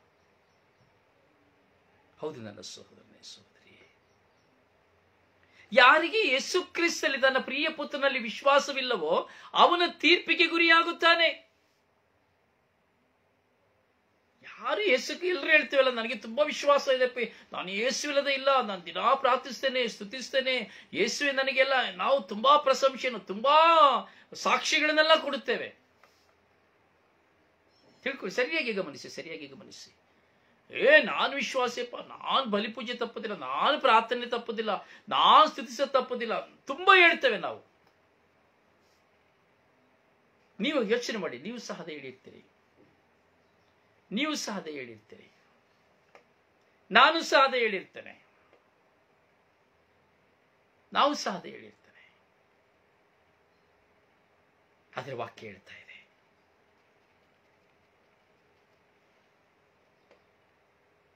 ಆ ಏಕೈಕ ಪುತ್ರನಲ್ಲಿ ನಿನಗೆ ವಿಶ್ವಾಸವಿಲ್ಲ. ಯಾಕೆ? ಇಷ್ಟೇ, ನಿನಗೆ ಆ ಏಕೈಕ ಪುತ್ರನಲ್ಲಿ ವಿಶ್ವಾಸವಿಲ್ಲ ಎಂಬುದು ಸತ್ಯ. ಕಾರಣ, ನೀನು ಅಥವಾ ನಾನು ಯಾವಾಗ ತೀರ್ಪನ್ನು ಕೊಡುತ್ತೇನೋ, ನಾನು ಎಲ್ಲಾ ಮಾಡ್ತಾ ಇದ್ದೇನೆ ಅಂತೇಳಿ ನಾನು ಪರರ ಬಗ್ಗೆ ಯಾವಾಗ ಮಾತನಾಡಿ ಪರರ ತಪ್ಪನ್ನು ಮಾತ್ರ ಎತ್ತಿ ತೋರಿಸುತ್ತೇನೋ, ನಿಜವಾಗಿಯೂ ನೀನು ಕ್ರಿಸ್ತನಲ್ಲಿ ವಿಶ್ವಾಸವಿರುವವನಲ್ಲ. ನೀನು ತೀರ್ಪಿಗೆ ಗುರಿಯಾಗಿರುವೆ. ಆದ್ದರಿಂದ ನಾವು ತೀರ್ಪು ಕೊಡಲು ಯೋಗ್ಯರಲ್ಲ. ನೀನು ತೀರ್ಪು ಕೊಡಲು ಯೋಗ್ಯಳಲ್ಲ. ಕೆಲಸ ನೋಡಿ, ಕಣ್ಣಿಂದ ನೋಡದೇನೆ ತೀರ್ಪು ಕೊಡ್ತೇವೆ, ಯಾರೋ ಹೇಳಿದ ಮಾತನ್ನ ಕೇಳಿ ತೀರ್ಪು ಕೊಡ್ತೇವೆ, ಸಂಶಯದಲ್ಲಿ ತೀರ್ಪು ಕೊಡ್ತೇವೆ, ಸ್ವಂತ ಇಮ್ಯಾಜಿನೇಷನ್ ಅಲ್ಲಿ ಕುಳಿತು ಯೋಚನೆ ಮಾಡಿ ತೀರ್ಪು ಕೊಡ್ತೇವೆ.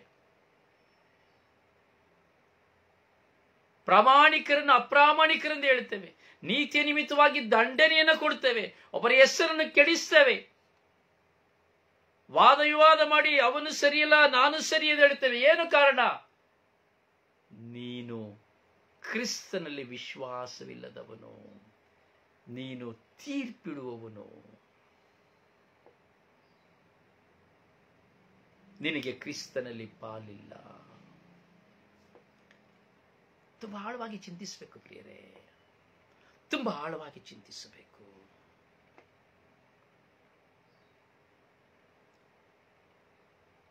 ಈ ತೀರ್ಪು ಏನು ಎಂಬುದಾದರೆ ವಾಕ್ಯ ತುಂಬಾ ಸ್ಪಷ್ಟವಾಗಿ ಹೇಳ್ತಾ ಇದ್ದಾರೆ. ಯೋಹಾನನ ಶುಭ ಸಂದೇಶದಲ್ಲಿ ಹೇಳ್ತಾ ಇದ್ದಾರೆ, ಯೇಸು ಸ್ವಾಮಿ ಹೇಳ್ತಾ ಇದ್ದಾರೆ, ಈ ತೀರ್ಪು ಎಂದರೆ ಜ್ಯೋತಿ ಜಗತ್ತಿಗೆ ಬಂದಿತ್ತು, ಮಾನವರಾದರೂ ತಮ್ಮ ದುಷ್ಕೃತ್ಯಗಳಿಂದಾಗಿ ಆ ಜ್ಯೋತಿಗೆ ಬದಲು ಅಂಧಕಾರವನ್ನೇ ಅವಲಂಬಿಸಿದರು. Hallelujah, hallelujah. ಜ್ಯೋತಿ ರಕ್ಷಕರಾದ ಪ್ರಭು ಯೇಸು, ಮೆಸ್ಸಾಯನಾದ ಪ್ರಭು ಯೇಸು, ಇಮ್ಯಾನುವೇಲ್ ಆದ ಪ್ರಭು ಯೇಸು, ರಕ್ಷಕರಾದ ಪ್ರಭು ಯೇಸು, ಪಾಪ ವಿಮೋಚಕರಾದ ಪ್ರಭು ಯೇಸು ನಮ್ಮ ಮಧ್ಯೆ ಬಂದರೂ ಸಹ, ಆ ಬೆಳಕಿನ ಪ್ರಭು ಯೇಸು ನಮ್ಮಲ್ಲಿ ಬಂದರೂ ಸಹ, ಬೆಳಕಾಗಿರುವ ಪ್ರಭು ಯೇಸುವನ್ನ, ಬೆಳಕಾಗಿರುವ ದೇವರ ವಾಕ್ಯವನ್ನು ಅವಲಂಬಿಸಿಕೊಳ್ಳದೆ ನಾವು ಕತ್ತಲನ್ನೇ, ಲೋಕವನ್ನೇ, ಲೋಕ ಕೊಡುವುದನ್ನೇ ನಾವು ಅವಲಂಬಿಸಿಕೊಂಡ ಕಾರಣ ನಾನು ತೀರ್ಪಿಗೆ ಗುರಿಯಾಗುತ್ತೇನೆ. ಕ್ರಿಸ್ತ ಯೇಸುವಿನಲ್ಲಿ ವಿಶ್ವಾಸವಿಲ್ಲ, ಸುಮ್ಮನೆ ಬರೀ ಬಾಯಿ ಮಾತಿದೆ ಅಷ್ಟೇನೆ, ಬರಿಯ ಬಾಯಿ ಮಾತಿದೆ ಅಷ್ಟೇನೆ. ಯಾಕಂದ್ರೆ ಕೇಡು ಮಾಡುವವನಿಗೆ ಬೆಳಕು ಅಂದ್ರೆ ಆಗೋದೇ ಇಲ್ಲ. ನೋಡಿ, ಕೆಲವರೆಲ್ಲ ಮಾತಾಡ್ತಾ ಇರ್ತೀರಲ್ಲ, ಕೆಲವರಿಗೆ ಅವರ ತಪ್ಪನ್ನ ತೋರಿಸಿದ್ರೆ ಸಾಕು ಕೆಂಡದಂತ ಬೆಂಕಿ ಬರ್ತದೆ. ಮತ್ತೆ ಅವರಿಗೆ ಬುದ್ಧಿವಾದ ಹೇಳಿದ್ರೆ ಇಡಿಸೋದಿಲ್ಲ. ಕುಡಿಯೋನು ಹೋಗಿ ಕುಡಿಬೇಡ ಅಂತೇಳಿ, ತಪ್ಪು ಮಾಡೋಣ ತಪ್ಪು ಮಾಡಬೇಡ ಅಂತೇಳಿ, ಯಾರನ್ನೇ ಆಗಲಿ ಹೇಳಿ. ಕತ್ತಲಲ್ಲಿ ಜೀವಿಸುವವನಿಗೆ ಬೆಳಕೆಂದರೆ ಆಗೋದಿಲ್ಲ. ಸುಳ್ಳು ಹೇಳಿ ಹೇಳಿ ಹೇಳಿ ಜೀವಿಸುವವನಿಗೆ ಸತ್ಯ ಅಂದರೆ ಗೊತ್ತಿಲ್ಲ. ಅವನಿಗೆ ದಿನ ಸುಳ್ಳು ಹೇಳಲೇಬೇಕು. ಸುಮ್ಮನಾದರೂ ಸುಳ್ಳು ಹೇಳಬೇಕು, ಪರರ ಬಗ್ಗೆ ದೂಷಿಸಬೇಕು, ಕೆಟ್ಟತನವನ್ನು ಬಿತ್ತಬೇಕು, ತಾನು ಒಳ್ಳೆಯವನಾಗಬೇಕು. ಅದಕ್ಕೆ ಯೇಸು ಸ್ವಾಮಿ ಹೇಳ್ತಾ ಇದ್ದಾರೆ, ಕತ್ತಲೆಯಲ್ಲಿರುವವನಿಗೆ ಬೆಳಕೆಂದರೆ ಆಗುವುದಿಲ್ಲ. ಕೆಡುಕು ಮಾಡುವವನಿಗೆ ನೀನು ಮಾಡುವುದು ತಪ್ಪು ಎಂದರೆ ಅವನಿಗೆ ಆಗುವುದಿಲ್ಲ. ಅಂದಿನಿಂದ ನೀನು ಅವನಿಗೆ ಶತ್ರು.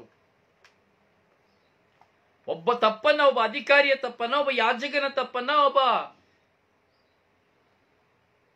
ಸ್ಥಾನಮಾನದಲ್ಲಿರುವ ತಪ್ಪನ್ನ ಒಮ್ಮೆ ತೋರಿಸಿ ಅಲ್ಲ, ಕೆಳಕ್ಕೆ ಹಾಕಿ ಜಜ್ಜಿ ಬಿಡ್ತಾರೆ. ಬೆಲ್ಲ ಅಮಟೆಕಾಯಿ ಜಜ್ಜಂಗೆ ಜಜ್ಜಿ ಬಿಡ್ತಾರೆ.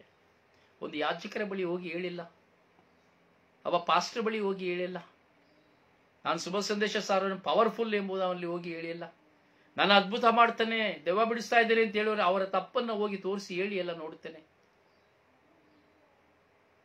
ಅದರಲ್ಲೂ ಅಧಿಕಾರದಲ್ಲಿರುವವರ ಬಳಿ ಹೋಗಿ ಹೇಳಿಲ್ಲ, ಅವರ ತಪ್ಪನ್ನು ತೋರಿಸಿ ಅಲ್ಲ, ಅಮಟೆಕಾಯಿ ಜಜ್ಜಿದಾಗಿ ಜಜ್ಜಿ ಬಿಡುತ್ತಾರೆ. ಕಾರಣ ಏನು? ಅವರು ಕತ್ತಲೆಯಲ್ಲಿರುವ ಕಾರಣ ಅವರಿಗೆ ಬೆಳಕೆಂದರೆ ಆಗುವುದಿಲ್ಲ. ಅವರು ಬರೀ ಬಾಯಿ ಉಪಚಾರದಲ್ಲಿ ಮಾತ್ರವೇ ಸಾರುವವರು, ನಟಿಸುವವರು. ನಾನು ಮತ್ತು ನೀವು ತುಂಬಾ ಆಳವಾಗಿ ಚಿಂತಿಸಬೇಕು ಪ್ರಿಯ ಸಹೋದರನೇ ಸಹೋದರಿಯರೇ. ತನ್ನ ದುಷ್ಕೃತ್ಯಗಳು ಬಯಲಾಗಬಾರದೆಂದು ಅವನು ಬೆಳಕಿನ ಬಳಿಗೆ ಸುಳಿಯುವುದೇ ಇಲ್ಲ. ಯಶಸ್ಸು ಮಾಡಿದ ಯಾವನು ತನ್ನ ಎಲ್ಲಿ ಕೆಟ್ಟತನ ದುಷ್ಕೃತ್ಯಗಳು ಹೊರಬಂದ್ಬಿಡ್ತದ ಎಂಬುದಾಗಿ ತಿಳಿದು ಅವನು ಬೆಳಕಿನತ್ತ ಬರೋದೇ ಇಲ್ಲ. ಕೆಲಸ ನೋಡಿ, ಪ್ರಾರ್ಥನೆಗೆ ಬರುವಾಗ, ಧ್ಯಾನಕ್ಕೆ ಬರುವಾಗ, ಕೌನ್ಸಿಲಿಂಗ್ಗೆ ಬರುವಾಗ ಮನೆಯಲ್ಲಿ ತಳ್ತಾರೆ, ಹೋಗು ಕೌನ್ಸಿಲಿಂಗ್ಗೆ, ಹೋಗು ಅಮ್ಮ ಅಪ್ಪ ಒಬ್ಬೊಬ್ಬರು ತಳ್ತಾರೆ. ನಾನು ನೋಡ್ತೀನಲ್ಲ, ಧ್ಯಾನಗಳಲ್ಲಿ ನಾನು ನೋಡ್ತೇನೆ, ಬರೋದೇ ಇಲ್ಲ. ಇನ್ನು ಕೆಲವರು ಸ್ಕೋಪ್ ತೋರಿಸ್ತಾರೆ, ಇನ್ನು ಕೆಲವರು ನಟನೆ ಮಾಡ್ತಾರೆ. ಧ್ಯಾನಕ್ಕೆ ಬರುವಾಗ ಕೈಗಳನ್ನೆತ್ತಿ ಎಲ್ಲರಂತೆ ಸ್ತುತಿಸ್ತಾರೆ, ಎಲ್ಲ ಮಾಡ್ತಾರೆ. ಆದರೆ ಅವರೊಳಗೆ ಕಲ್ಮಶಗಳು ಹೋಗುವುದಿಲ್ಲ, ತಪ್ಪನ್ನು ಒಪ್ಪಿಕೊಳ್ಳುವುದಿಲ್ಲ. ಅವರ ತಪ್ಪಿನ ಅವರಿಗೆ ಅರಿವು ಆಗುವುದೇ ಇಲ್ಲ. ಅವರಿಗೆ ಒಂದೇ, ನಾನು ಪ್ರಾರ್ಥಿಸ್ತಾ ಇದ್ದೇನೆ, ಕೈ ಎತ್ತುತ್ತಾ ಇದ್ದೇನೆ, ಸ್ತುತಿಸ್ತಾ ಇದ್ದೇನೆ, ಉಪವಾಸ ಮಾಡ್ತಾ ಇದ್ದೇನೆ, ಬಲಿಪೂಜೆಗೆ ಹೋಗ್ತಾ ಇದ್ದೇನೆ, ನಾನು ಒಳ್ಳೆಯವಳು, ಪ್ರಾಮಾಣಿಕನು. ಆದರೆ ಎಲ್ಲರಿಗೂ ನಾನು ತೀರ್ಪು ಕೊಡುತ್ತಾ ಇದ್ದೇನೆ. ಎಷ್ಟು ಹೇಳ್ತಾ ಇದ್ದಾರೆ, ವಾಕ್ಯ ಹೇಳ್ತಾ ಇದೆ. ತನ್ನ ದುಷ್ಕೃತ್ಯಗಳು ಬಯಲಾಗಬಾರದೆಂದು ಅವನು ಬೆಳಕಿನ ಬಳಿಗೆ ಸುಳಿಯುವುದೂ ಇಲ್ಲ. ಸತ್ಯಸಂಧನಾದರೂ ಬೆಳಕಿನ ಬಳಿಗೆ ಬರುತ್ತಾನೆ, ತಾನು ಮಾಡುವುದು ದೇವರು ಮೆಚ್ಚುವುದನ್ನೇ ಎಂಬುದನ್ನು ತೋರ್ಪಡಿಸಿಕೊಳ್ಳುತ್ತಾನೆ. ಸತ್ಯಸಂಧನ ಏನ್ ಮಾಡ್ತಾನೆ? ದೇವರು ಮೆಚ್ಚುವುದನ್ನ ಮಾಡ್ತಾನೆ. ಅವನ ಹೃದಯದಲ್ಲಿ ತಪ್ಪು ಬೆಳಿಗ್ಗೆ ಮಾಡಿದರು, ಮಧ್ಯಾಹ್ನ ಮಾಡಿದರು, ರಾತ್ರಿ ಮಾಡಿದರು, ಅವನು ಮಲಗುವುದಕ್ಕೆ ಮುಂಚಿತವಾಗಿ ಅವನು ಹೇಳ್ತಾನೆ, ಅಯ್ಯಯ್ಯೋ ನಾನು ತಪ್ಪು ಮಾಡಿದೆ, ದೇವರ ಮುಂದೆ ನಾನು ಪಾಪ ಮಾಡಿದೆ, ನಾನು ದ್ರೋಹ ಮಾಡಿದೆ, ಇಂಥವರನ್ನು ನಾನು ಬೈದೆ, ಇಂಥವರನ್ನು ಶಪಿಸಿದೆ, ಅಯ್ಯೋ ನಾನು ಹೀಗೆ ದುರಾಸೆ ಪಟ್ಟೆ, ವ್ಯಭಿಚಾರಕ್ಕೆ ಆಸೆ ಪಟ್ಟೆ, ಕಳ್ಳತನ ಮಾಡಿದೆ, ಮೋಸ ಮಾಡಿದೆ. ಇವೆಲ್ಲವನ್ನು ಕುರಿತು ಅವನ ಹೃದಯ, ಅವನ ಮನಸ್ಸಾಕ್ಷಿ ಅವನನ್ನು ಬೇಟೆಯಾಡುತ್ತದೆ. ದೇವರ ಮುಂದೆ ಕುಳಿತುಕೊಳ್ಳುತ್ತಾನೆ. ಅವನು ತಾನು ಮಾಡುವುದು ದೇವರಿಗೆ ಮೆಚ್ಚುಗೆ ಆದದ್ದೇ ಎಂಬುದಾಗಿ ಚಿಂತಿಸುತ್ತಾನೆ, ಹಾಗೂ ಹೆಚ್ಚಾಗಿ ದೇವರಿಗೆ ಮೆಚ್ಚುಗೆ ಆದದ್ದನ್ನೇ ಮಾಡಲು ಅವರು ಪ್ರಯತ್ನಿಸುತ್ತಾರೆ. ಅದಕ್ಕೆ ದೇವರ ವಾಕ್ಯ ಹೇಳುತ್ತದೆ, ನೀನು ದೇವರ ಮುಂದೆ ಹೋಗುವಾಗ ನಿನ್ನ ಮನಸ್ಸಾಕ್ಷಿ ಚುಚ್ಚದಿದ್ದರೆ, ನಿನ್ನ ಮನಸ್ಸಾಕ್ಷಿ ನಿನ್ನನ್ನ ಕೆದಕದಿದ್ದರೆ ನೀನು ದೇವರಿಗೆ ಭಯಪಡಬೇಕಾಗಿಲ್ಲ. ಪ್ರೀಸಲೋ ಹಲ್ಲೆಲೂಯಾ, ಹಲ್ಲೆಲೂಯಾ, ಹಲ್ಲೆಲೂಯಾ. ನಾವು ಪ್ರಾಮಾಣಿಕರಾಗಿದ್ದರೆ, ಯಾರಿಗೂ ತೀರ್ಪು ಕೊಡದೇ ಇದ್ದರೆ, ನಾನು ದೇವರ ಮುಂದೆ ಕುಳಿತುಕೊಳ್ಳುವಾಗ ನನ್ನ ಮನಸ್ಸಾಕ್ಷಿ, ನಿಮ್ಮ ಮನಸ್ಸಾಕ್ಷಿ ನಿಮಗೆ ಹೋರಾಟವನ್ನು ತರದೆ ಹೋದರೆ ನೀವು ದೇವರಿಗೆ ಭಯಪಡದೇ ಬೇಕಿಲ್ಲ. ಒಂದು ಪಕ್ಷ ನೀವು ದೇವರ ಮುಂದೆ ಹೋಗಿ ಕುಳಿತುಕೊಳ್ಳುವಾಗ ನಿನ್ನ ಮನಸ್ಸಾಕ್ಷಿ ನಿನಗೆ ಬೇಟೆಯನ್ನು ಆಡುವುದಾದರೆ ದೇವರ ಮುಂದೆ ನಿನಗೆ ಕುಳಿತುಕೊಳ್ಳಿಕ್ಕೆ ಆಗುವುದಿಲ್ಲ. ನಿನ್ನ ಹೃದಯ ಚುಚ್ಚುತ್ತಾನೆ ಇರ್ತದೆ, ಚುಚ್ಚುತ್ತಾನೆ ಇರ್ತದೆ. ಹೌದು ಪ್ರಿಯರೇ, ಒಂದು ಇಂಗ್ಲಿಷ್ ಸಿನಿಮಾವನ್ನು ನಾನು ವೀಕ್ಷಿಸಿದೆ. ಏನು ದಿ ಪೋಪ್ ಏನೋ ಬರ್ತದೆ, ಹೆಸರು ನಾನು ಮರ್ತು ಬಿಟ್ಟೆ. ಆ ಚಿತ್ರದಲ್ಲಿ ಅದು ಒಂದು ಡೆವಿಲ್ ಚಿತ್ರ, ಅಂದರೆ ಒಂದು ದೆವ್ವ ಪೀಡಿತವಾದಂಥ ಚಿತ್ರ. ಗುರುಗಳು ಹಾಗೂ ಧರ್ಮಾಧ್ಯಕ್ಷರುಗಳು ಸೈತಾನನ್ನು ಉಚ್ಚಾಟನೆ ಮಾಡುವಂಥ ಸಿನಿಮಾ.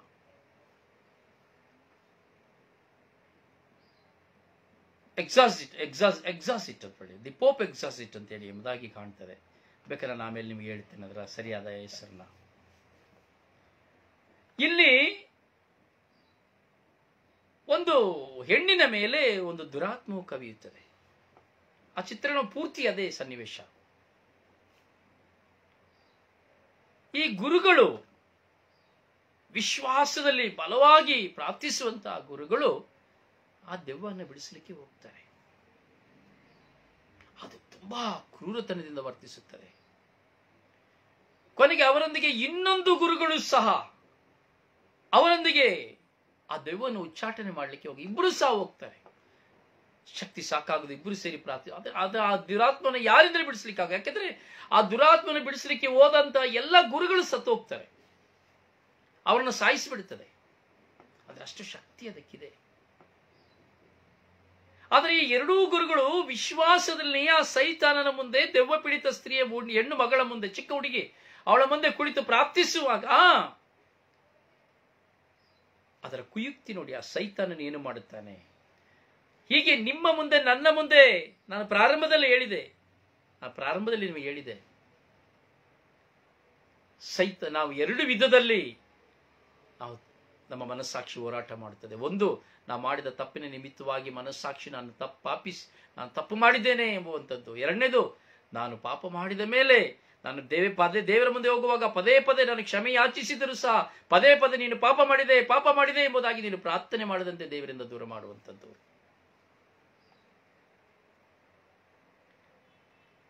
ಈ ಚಿತ್ರೀಕರಣವನ್ನು ನೋಡುವಾಗ ಈ ಮೊದಲನೆಯ ಗುರು ಈ ದುರಾತ್ಮವನ್ನು ಬಿಡಿಸಲು ಯತ್ನಿಸುವಾಗ ದುರಾತ್ಮ ನಗಾಡುತ್ತದೆ. ನಗಾಡುತ್ತದೆ, ನೀ ಗೊತ್ತಿಲ್ವಾ, ನೀನು ನನ್ನನ್ನು ಬಿಡುಗಡೆ ಪಡಿಸಲಿಕ್ಕಾಗಿ ಬಂದಿದ್ದೀಯಾ, ನಿನಗೆ ಶಕ್ತಿ ಇಲ್ಲ, ನಿನಗೆ ಆಗುದಿಲ್ಲ. ಯಾಕಂದ್ರೆ ನೀನು ಒಬ್ಬಳನ್ನು ಪ್ರೀತಿಸಿದೀಯಲ್ಲ, ನಿನಗೆ ಒಬ್ಬಳು ಕಾಮುಕಿ ಇದ್ದಳಲ್ಲ.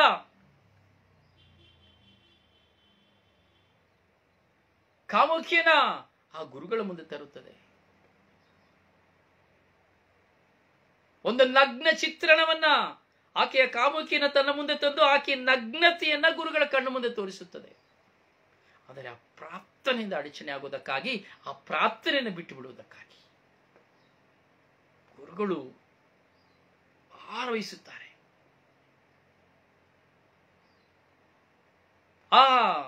ಅವರು ಬೇರೆ ಒಂದು ಹೆಣ್ಣಿನ ಸಂಪರ್ಕ ಅವರಲ್ಲಿ ಇದ್ದದ್ದ ಕಾರಣ ಆ ಒಂದು ಬಲಹೀನತೆಯನ್ನು ಸೈತಾನ ಹೇಳುತ್ತಾನೆ. ನೀನು ಬಲಹೀನನು. ಗುರು ತತ್ತರಿಸಿ ಹೋಗುತ್ತಾರೆ. ಎರಡನೇದಾಗಿ ಈ ಇನ್ನೊಂದು ಗುರುಗಳು ಬಂಧಿಸಲಿಕ್ಕೆ ಹೋಗ್ತಾರೆ. ಈ ಇನ್ನೊಂದು ಗುರುಗಳು ಬಂಧಿಸಲಿಕ್ಕೆ ಹೋಗುವಾಗ ಸೈತಾನ ಇವರ ಮುಂದೆಯೂ ಸಹ ಒಂದು ಹೆಣ್ಣನ್ನ ಇಡುತ್ತಾನೆ. ನೀನು ಗುರು ಜೀವನವನ್ನು ಮಾಡುವುದಕ್ಕೆ ಮುಂಚಿತವಾಗಿ ಒಂದು ಹೆಣ್ಣಿನ ಸಂಪರ್ಕದಲ್ಲಿದ್ದೆ, ಒಂದು ಹೆಣ್ಣಿನ ಜೊತೆ ದೈಹಿಕ ಸಂಪರ್ಕದಲ್ಲಿದ್ದೆ, ನೀನು ಪಾಪ ಮಾಡಿದೆ. ಆದರೆ ಅದನ್ನ ನೀನು ಅರಿತೆಯಾ? ಅದನ್ನು ಮರೆತು ಬಿಟ್ಟಿಯಾ? ಅದು ನಿನ್ನ ಮನಸ್ಸಿನಲ್ಲಿ ಮರೆತು ಹೋಯಿತೆ ಹೇಳುವಾಗ ಇಬ್ಬರು ಯಾಜಕರಿಗೂ ಸಹ ಪ್ರಾರ್ಥನೆ ಮಾಡಲಾಗುವುದಿಲ್ಲ. ಆ ಸೈತಾನನ್ನು ಬಿಡುಗಡೆ ಪಡಿಸಲಿಕ್ಕಾಗುವುದಿಲ್ಲ. ಕೊನೆಗೆ ಆ ಕ್ಷಣದಲ್ಲಿ ಆ ಯಾಜಕರು, ಆ ಹಿರಿಯ ಯಾಜಕರು, ಆ ಕಿರಿಯ ಯಾಜಕರ ಬಳಿ ಮಂಡಿ ಊರಿ ಪಾಪ ನಿವೇದನೆಯನ್ನು ಮಾಡುತ್ತಾರೆ. ತದಬಳಿಕ ಕಿರಿಯ ಯಾಜಕರ ಹಿರಿಯ ಯಾಜಕರ ಬಳಿ ಅವರು ಸಹ ಪಾಪ ನಿವೇದನೆ ಮಾಡುತ್ತಾರೆ. ಹೀಗೆ ಇಬ್ಬರು ಪಾಪ ಮಾಡಿದ ಬಳಿಕ ಆ ದುರಾತ್ಮವನ್ನ ಬಿಡಿಸಲು ಮತ್ತೆ ಹೋಗುತ್ತಾರೆ. ಹೌದು ಪ್ರಿಯರೇ, ಸೈತಾನ ನಾವು ದೇವರ ಮುಂದೆ ಕುಳಿತುಕೊಳ್ಳುವಾಗ ನಮ್ಮ ಪಾಪಗಳನ್ನು ತಲೆಯೊಳಗೆ ಹಾಕುವನು. ಹಾಗೂ ನಮ್ಮ ಮನಸ್ಸಾಕ್ಷಿಯು ಈ ಒಂದು ಪಾಪಗಳು ನಮ್ಮಲ್ಲಿ ಇರುವುದರಿಂದ ನಾನು ಪ್ರಾರ್ಥನೆ, ದೇವರ ಪ್ರಾರ್ಥನೆ, ನನ್ನ ಪ್ರಾರ್ಥನೆ ಕೇಳುವುದಿಲ್ಲ ಎಂಬ ಹೋರಾಟ ಬರುವುದು. ಯೋಚಿಸಬೇಕು ಪ್ರಿಯರೇ. ಅದು ಕೇಳಿದ್ದು, ಸತ್ಯಸಂಧನಾದರೂ ಬೆಳಕಿನ ಬಳಿಗೆ ಬರುತ್ತಾನೆ, ನಾನು ಮಾಡುವುದು ದೇವರು ಮೆಚ್ಚುವುದನ್ನೇ ಎಂಬುದನ್ನು ತೋರ್ಪಡಿಸುತ್ತಾನೆ.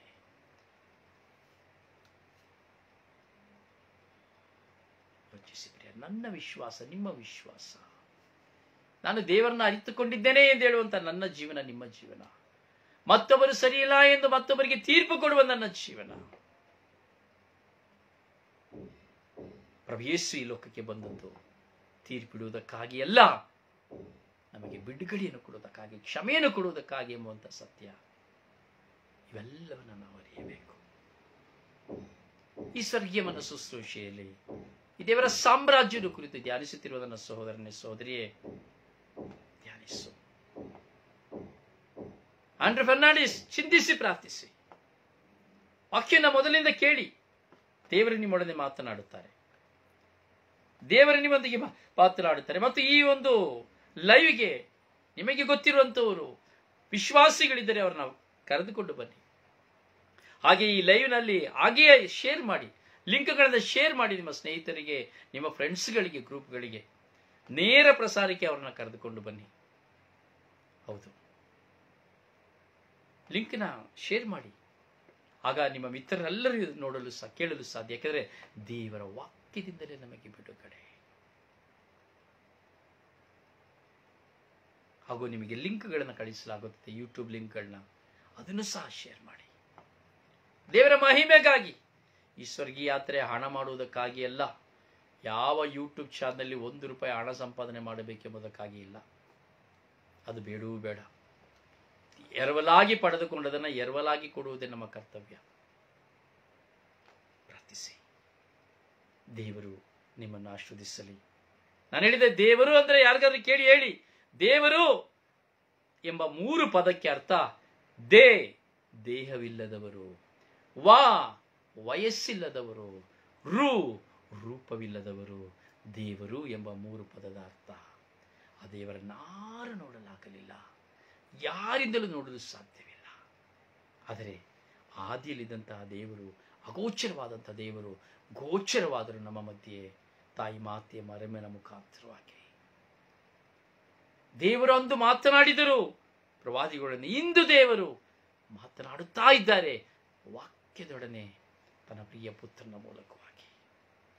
ಆಲಿಸಿ, ಧ್ಯಾನಿಸಿ, ಪ್ರಾರ್ಥಿಸಿ. ದೇವರು ನಿಮ್ಮನ್ನು ಆಶೀರ್ವದಿಸಲಿ. ನಿಮಗಾಗಿ ಪ್ರಾರ್ಥಿಸುವ ನಿಮ್ಮ ಸೇವಕ brother Rosario Pandavapura. Praise Lord. God bless you.